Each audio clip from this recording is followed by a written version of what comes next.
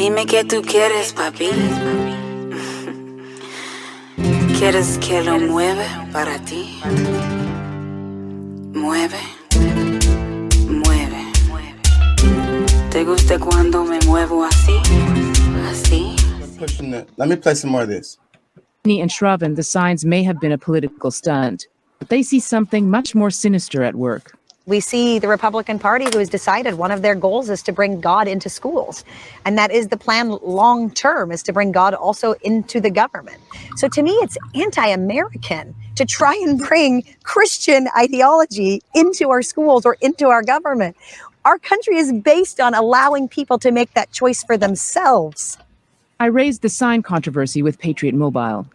It's created a great uproar because folks just hate the concept of "In God We Trust." And so, and my response is, look, it's the national motto. We're not doing anything other. And if you don't like it, take every bill out of your pocket and throw it away, because it says it on every bill, every coin. You don't think it was an issue of who's God? No. And whose God do we trust? No. Because the alternatives brought forward were in Arabic and LGBT I'm sure colors. that it was more political than just the word God. Right. All right, you guys ready? For all parents here, this boils down to the future of their children and who gets to shape what that will become.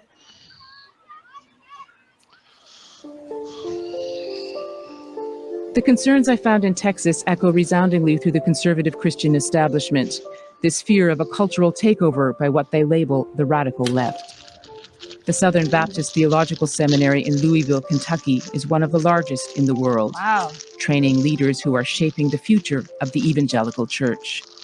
Have you and other Christian leaders taken on a more overtly political role? Well, inevitably, because, Christian preachers didn't have to preach about LGBTQ issues in any sense as we do now, because those weren't issues in the culture. No one was talking about them. For Mohler, this shift has been a fundamental change for both the country and the church. I think for conservative Christians, there has been a dawning awareness of the fact that whereas the society basically agreed with us on almost every important issue, I mean, the overlap, if you take a Venn diagram, was so overwhelming that outsiders would call the United States a Christian nation. So something's clearly changed. And conservative Christians in this country are now in a paradox or a predicament. I think that's why you see such a, it'd be called by those who don't like it, the rise of the new Christian right, or the awakening of the Christian vote in the United States. Well, there's a reason for that. The rise of the new Christian right is called Christian nationalism. Because, the biggest problem I think I have with a lot of this is because, it's disguised, we're arguing over the Christian part, but it's more so because most of these people are Christians, or at least that's how they identify religiously. But it's the difference between the conservatives and the liberals. That's really where the fight is, because it's people who believe that, okay, we don't have to look at the Bible, the way, this certain way. And there's other ones say, no, we most definitely need to look at the Bible this way. Or Christianity, you know what I'm saying? Because, I know just as well as I do, we use the Bible in Islam as well. So, So if the fight is between conservative and liberals, then what's the point in putting the Christian part on there? Because, like I said, that's where the whole protection, that's how they've armed themselves, because they feel that their God is or the God that they are claiming is what protects them in life. That's when people, this is a psychological thing. All of it is psychological. You know what I'm saying? If somebody starts intruding on you, and your whatever thing that you use to protect yourself, that you are, without pulling a gun. Exactly. The Ku Klux Klans were Christians, and it's another part of this. They're going to explain it in this video, because when they say Christian nationalism, they're also saying white Christian nationalism, the true Americans, the true United States citizens. Yeah, well, come on. We know that we're talking about, because like I when you start saying all that, like now you're trying to piss me off, because we know that this is all that shit is bullshit, and I'm gonna go somewhere else on these people.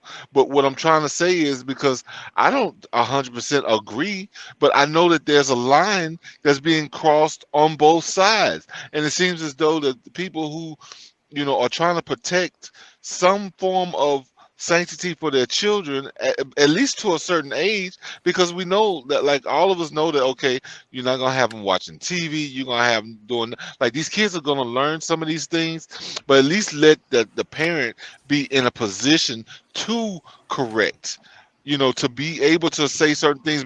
But in school, you don't know what they told your child, and it shouldn't be, there shouldn't be certain topics that they can talk about and concentrate on that the parent does not know or understand. So if we can't stick to some core things that everybody can believe, trust in, or we can all together agree and work with each other on, regardless of what your belief is, like, somebody's always going to be pissed off. And that's the reason why you shouldn't have no religion in there at all. So then, and then the other part of the Christian national, but that also means, because it's, I mean, believe it or not, LGBT is a religion.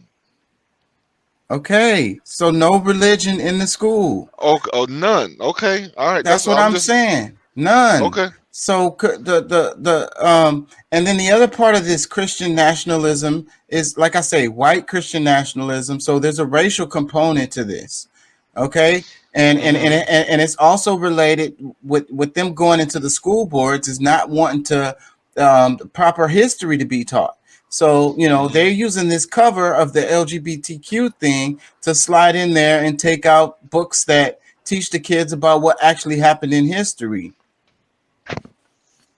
Well, I think that's a problem too, because I think if we learned real history, it wouldn't be just white people that's got things to be ashamed of, or things that we need to correct, on a mental level. But like, and that's the whole thing, like, as far as us as Americans, regardless of our shade, we're all been lying to each other and ourselves about almost everything. Certain people believe things that has. Yeah. Just woke up. Mad interesting to me. I was about to go to sleep and this just woke me up.